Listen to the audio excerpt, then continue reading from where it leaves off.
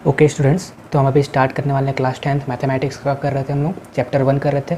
हम लोग स्टार्ट कर रहे थे, हम लोग पढ़ रहे थे एक्सरसाइज 1.4 क्वेश्चन नंबर 3। ठीक है, क्वेश्चन नंबर 1 और क्वेश्चन नंबर 2 की वीडियो मैंने बना रखी है। ठीक है, आप देख लीजिएगा। अब हम लोग करने वाले हैं क्वेश्चन नंबर 3। तो और ये लास्ट क्वेश्चन है इस चैप्टर का भी और इस एक्सरसाइज का भी। ठीक है, तो क्वेश्चन नंबर 3 हम लोग कर रहे थे। क्वेश्चन नंबर 3 में क्या है देखिए। The following real numbers have decimal expansions as given below. In each case, decide whether they are rational or not. If they are rational and of the form p by q, what can you say about the prime factors of q? ठीक है, हम लोगों को तो सबसे पहले ये देखना है कि जो भी हम लोग को ये डेसिमल एक्सपेंसन दे दिए गए हैं। ठीक है, डेसिमल एक्सपेंसन दे दिए गए हैं, 3 डेसिमल एक्सपेंसन दिए गए हैं।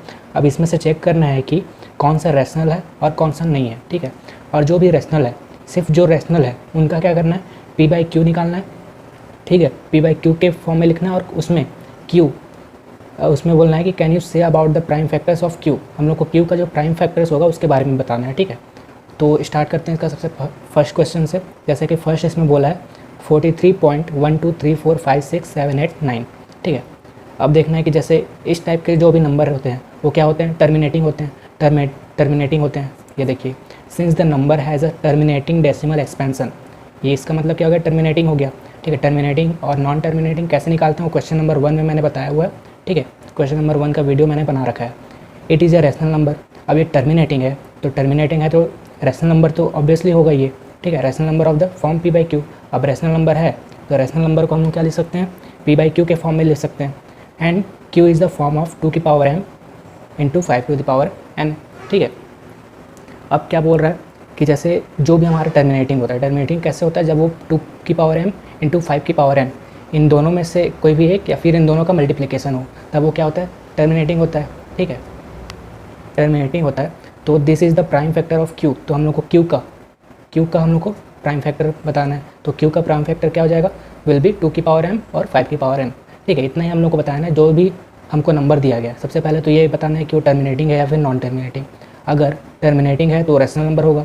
अब रैशनल नंबर होगा तब उसका हम लोग को क्यू मिलेगा। ठीक है, अब उसका क्यू का हम लोग को प्राइम फैक्टर बताना है, क्यू का।